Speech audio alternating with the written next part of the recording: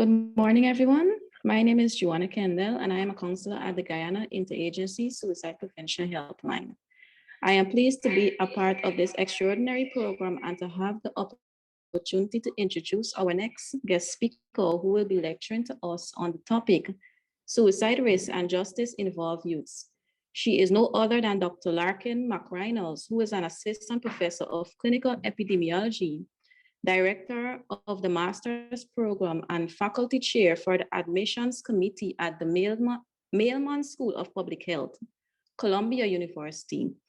Dr. McReynolds' research focuses on how to best structure identification of youths' mental health and substance use needs, particularly among youths involved with the juvenile justice system. She has a considerable experience coordinating and conducting collaborative multi-site search projects with juvenile justice partners, as well as merging, cleaning, and analyzing of psychiatric and official justice database. In this regard, she is a national expert regarding the use of analysis of the voice diagnostic interview schedule for children in juvenile justice system settings. Please welcome Dr. Larkin McReynolds. Hello, can everyone hear me? Just want to make sure. Great.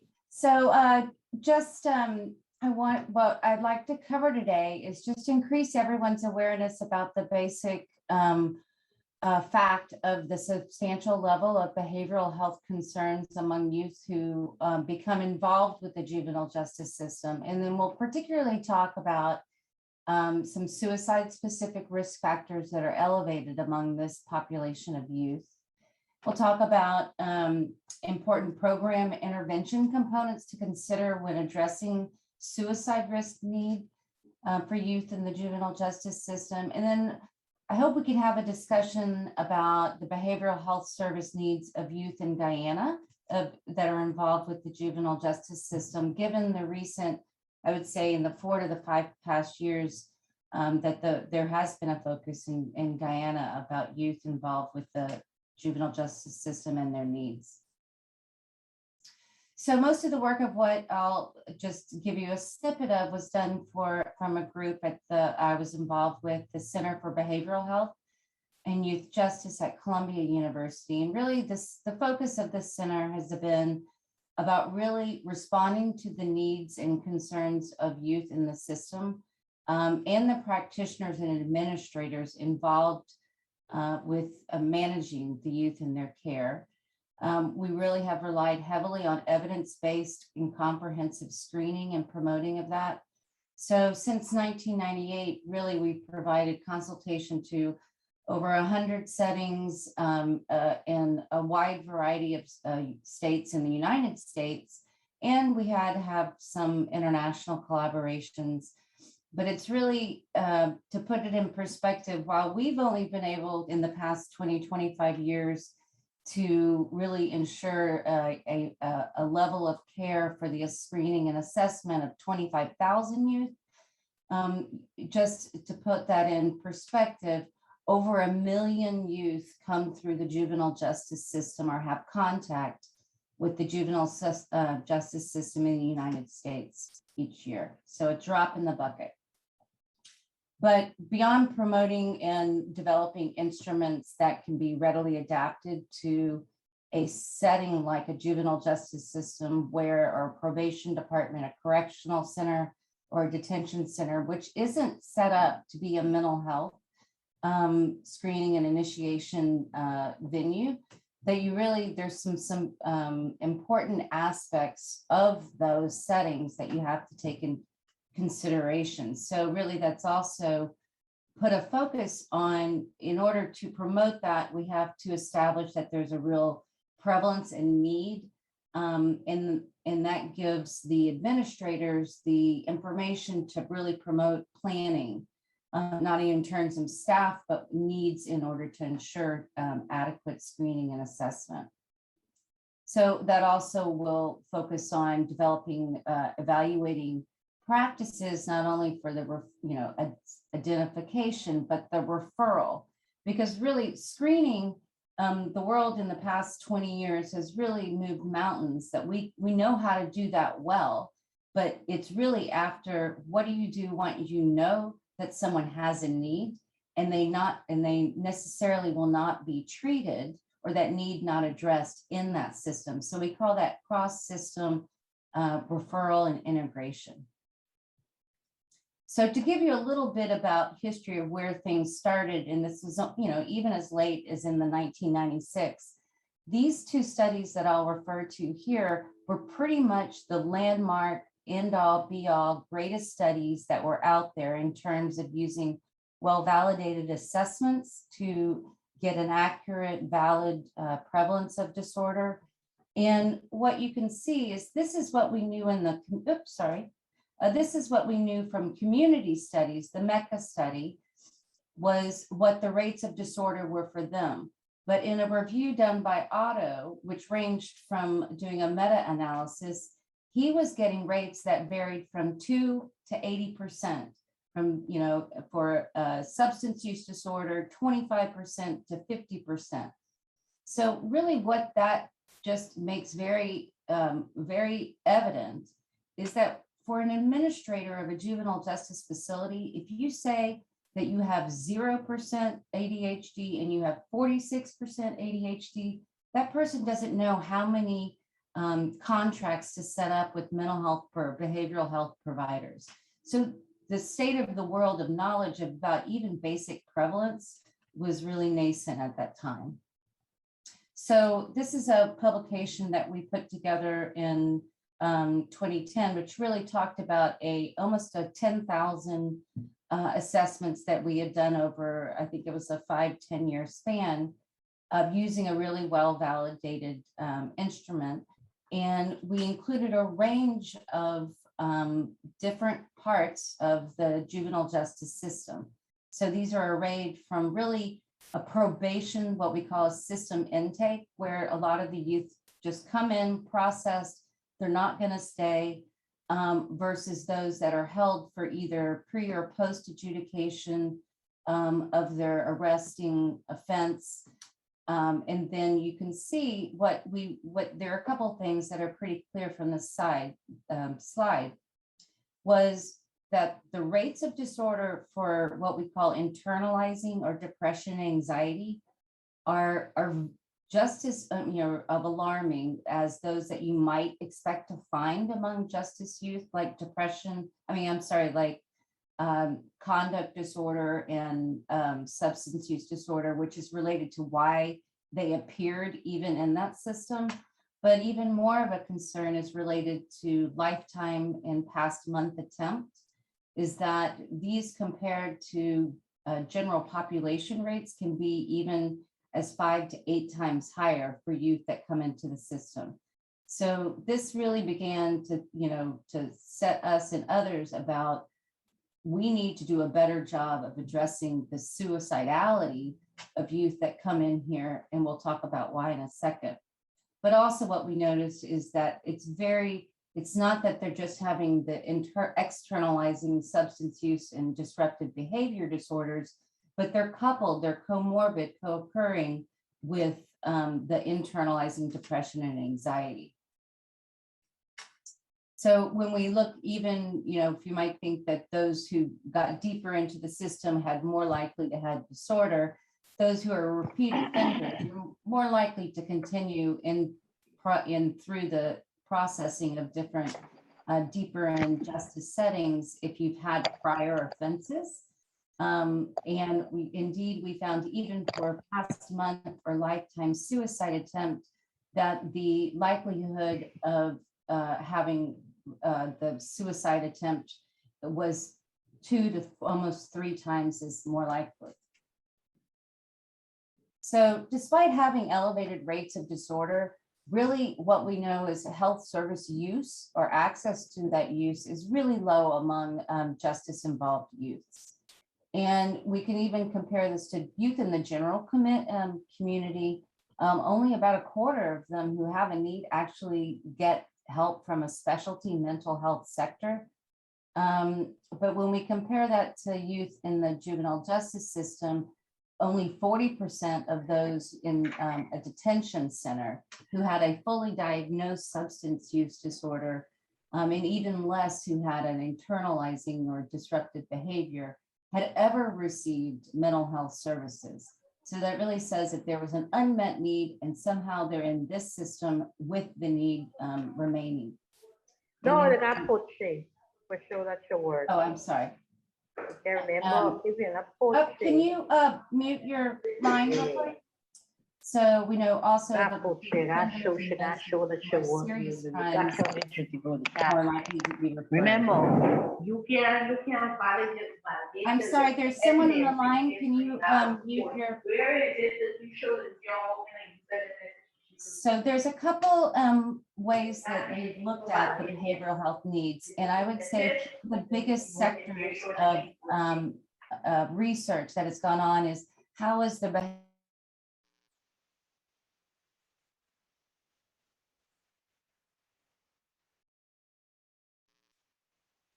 Sorry, Dr. Larkin, we can't hear you. Okay, can you hear me now? Hello?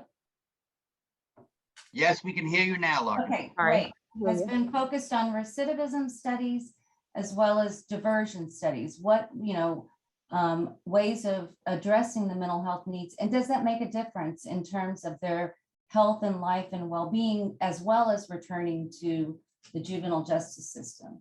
And the evidence is pretty clear here that actually, the good news is that if you treat the behavioral health needs, and this is just an example from one diversion program in a large state in the United States, Texas, that if you do, then they're less likely to reappear in your system.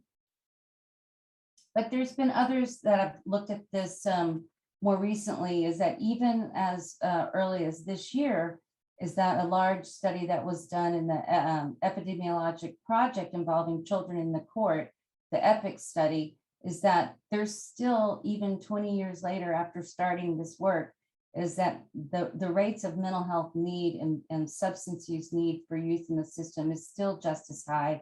And it's also related with self-injurious behaviors. But the good news is that there's been a lot of progress in terms of educating administrators of juvenile justice facilities, is that even doing very kind of what we would say less intensive clinical work with them regarding their for the addressing psychiatric and suicidality of youth in the juvenile justice system, is that you can have reduction in anxiety, depression, as well as going forward. So you think, why target these suicide concerns, even beyond that it'll help them they'll get better and that they might not get in, come back into the system, is that you have to think through of all the risk factors that are that we know from suicide from community studies, and then make it very evident that those risk factors are all across the board increased among youth who have come in contact with the juvenile justice system. So those include that they have mental health substance use disorders, they've themselves suffered a loss of a friend or a family member to suicide or another cause of death, social isolation, relationship problems, and separation from family as a result of their justice system contact. So this is the list of, and it's a well-established risk of suicidal behaviors that we know from community studies. And one thing I want you to keep in mind when you're reading down this list is that each one of these are characteristic of why, maybe characteristic of why someone even entered in, having the juvenile justice system contact, but it also may be related to why they are at increased risk for suicidality. History of aggressive or antisocial behavior, access to weapons, co-occurring mood and substance use, difficulty in school. A lot of youth come in contact with the juvenile justice system because they're truant, they're not attending school. So the stress of arrest or incarceration itself creates family conflict, can create family conflict. And then also other family issues that really are more prevalent among youth that come in contact with the justice system. They had little, no support, supervisions. They're not living with families. Parents themselves may have depression and substance use, and family history of mental health disorders. So identification and management for procedures for suicide risk in juvenile justice really about 15, 20 years ago became very evident that it was insufficient.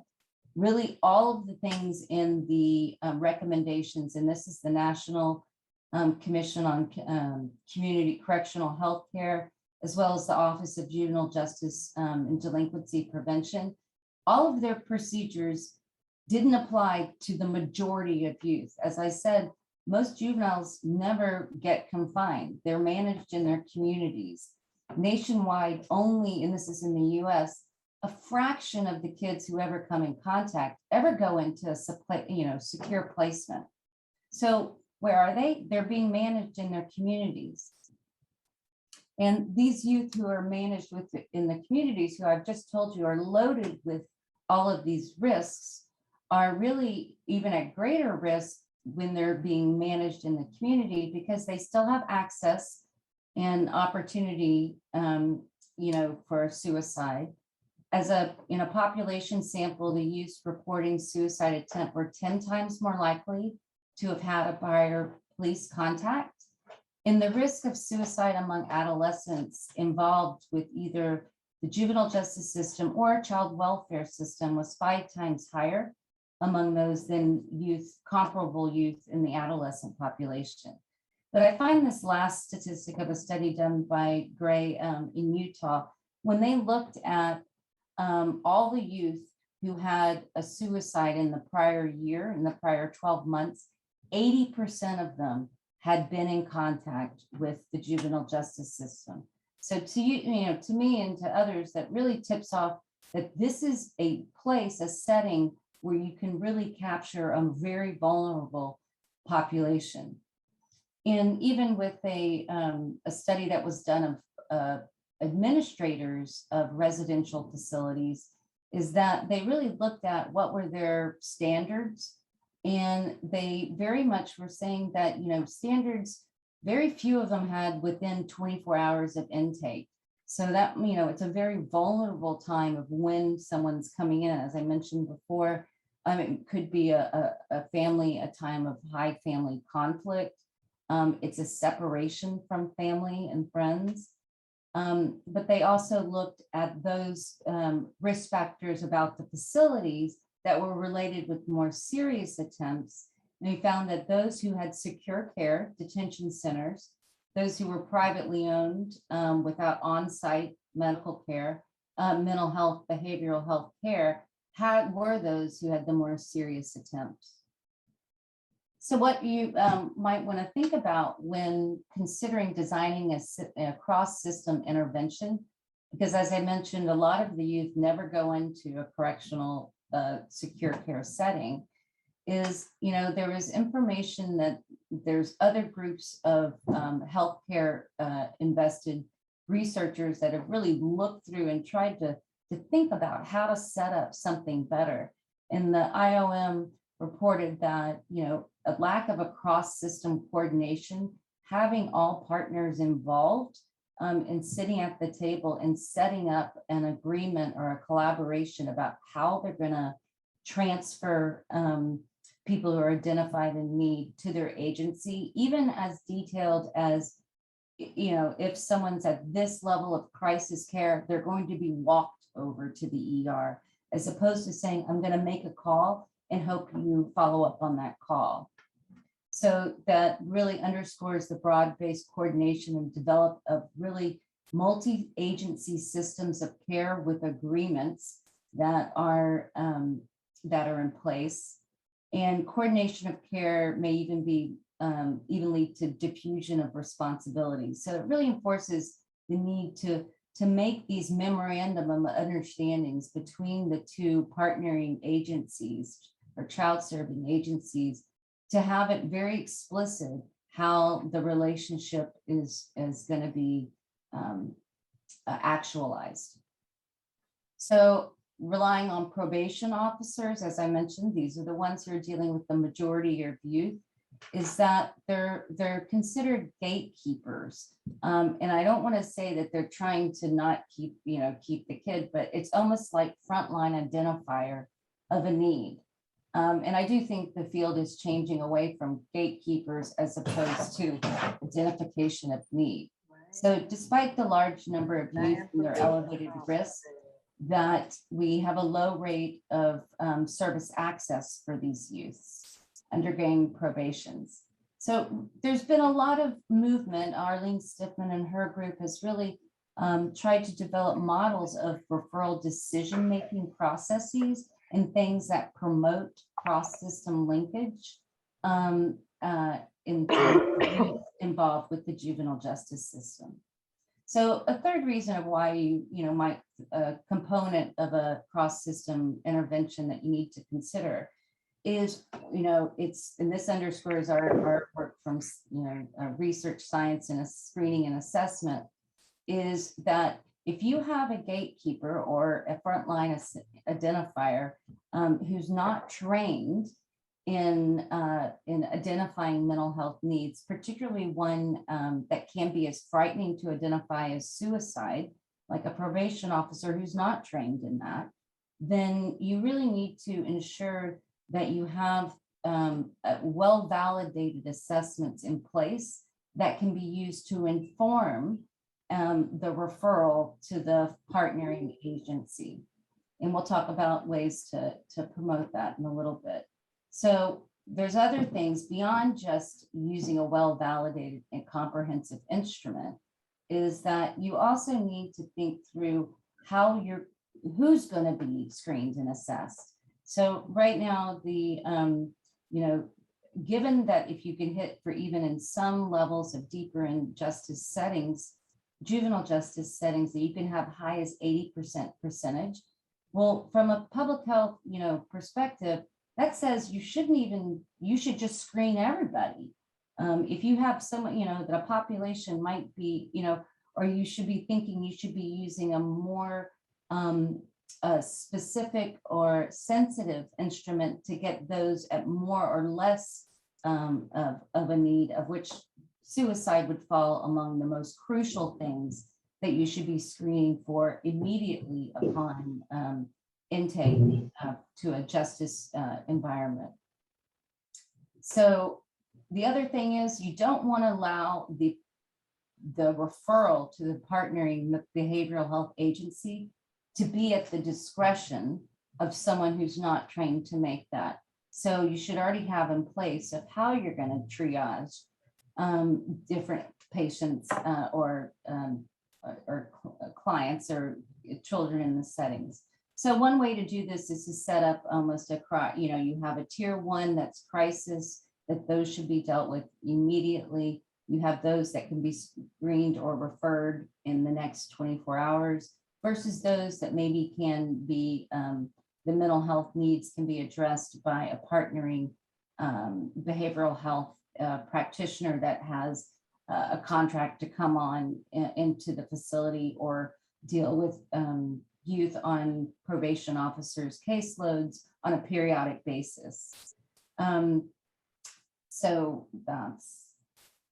the other part, I just wanted to leave this. I don't want to go into which instruments are more valid or sensitive in what settings, but because there's been some really well conducted reviews on that. One of them is from the Action Alliance that reviews more or less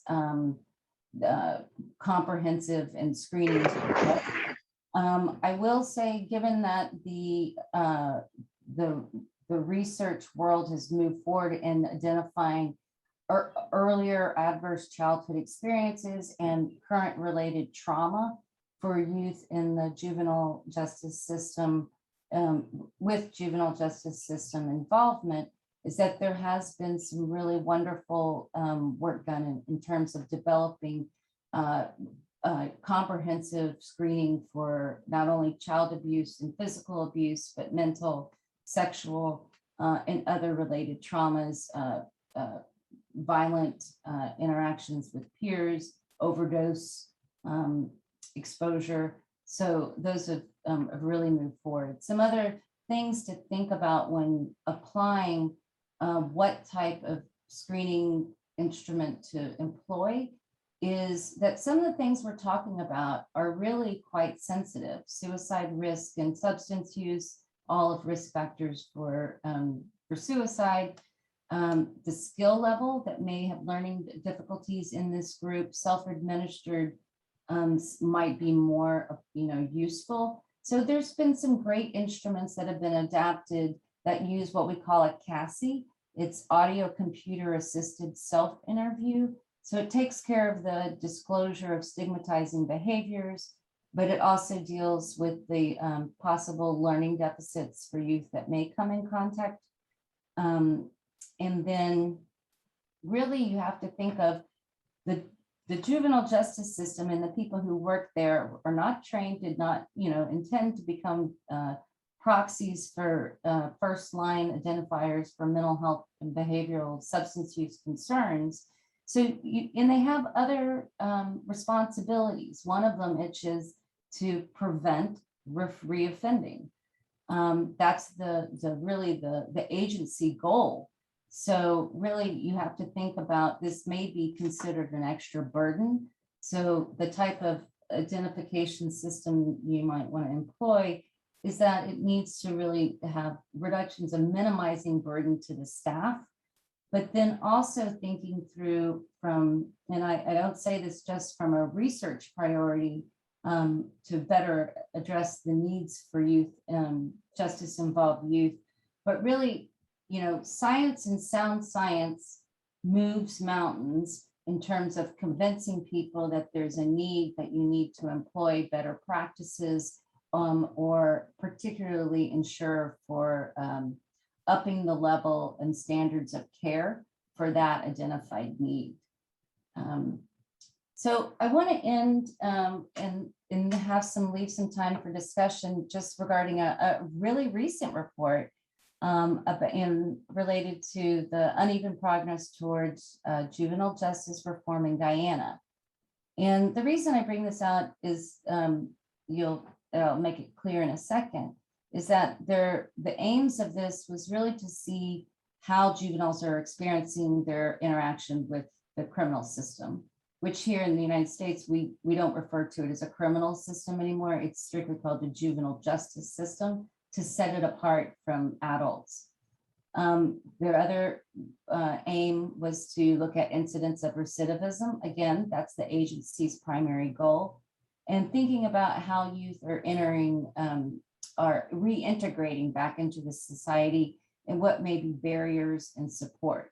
So they did a study of 400 justice involved youth, followed them for 1 to 3 years to see about these factors. So the main findings is, and I've highlighted in red, is that there's an almost total lack of programs that address one of the following: substance use, mental health, impulsivity, antisocial attitudes, behaviors, antisocial peers.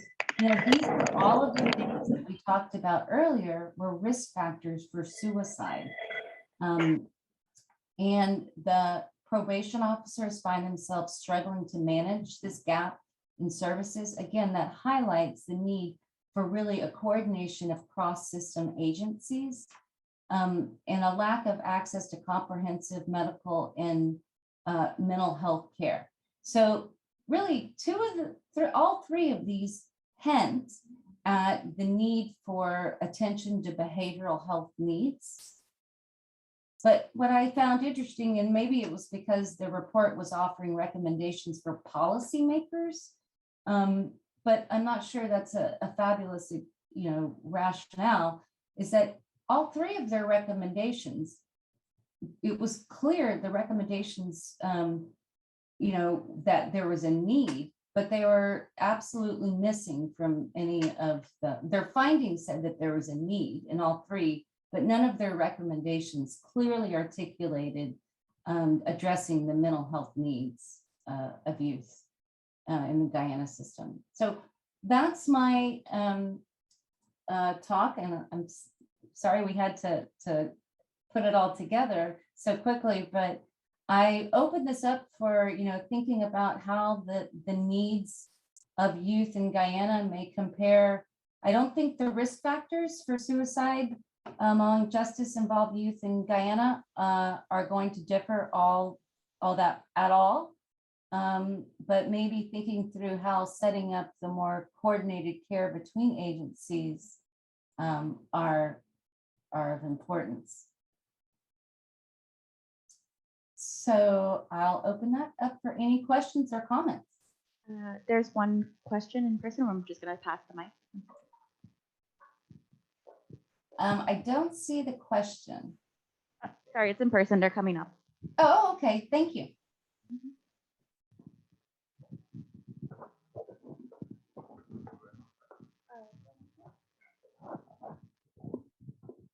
Thank you very much, Dr. Reynolds, for that very informative presentation. You hear me clearly? I can. Thank you. Great.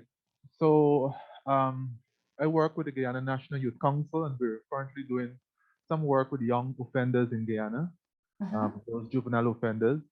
And one of the questions that came to me as I was listening to your presentation, if there was any study done in the US, because currently we're doing a quasi-study here about the impact of COVID-19 on the mental health of these young offenders, especially since they're still in contact with their family, they're calling, and this can produce some levels of anxiety and depression based on the report. But is there any study that was done that kind of look at if the impact of COVID-19 has exacerbated any mental health problems among these young offenders or juvenile offenders? That is such an interesting question. And off the top of my head, I know there have been some sub-studies done of offenders in the US, just because the other studies were already ongoing, that they're looking at COVID specific worries related among offenders. I don't think there's been, quote, in terms of recidivism, enough time to allow for reoffending. And but if you give your name and the contact in the chat, I definitely would love to follow up with you.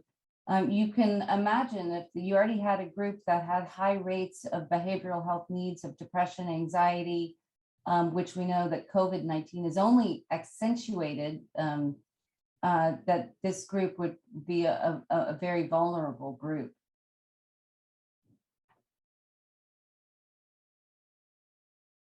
Thank you.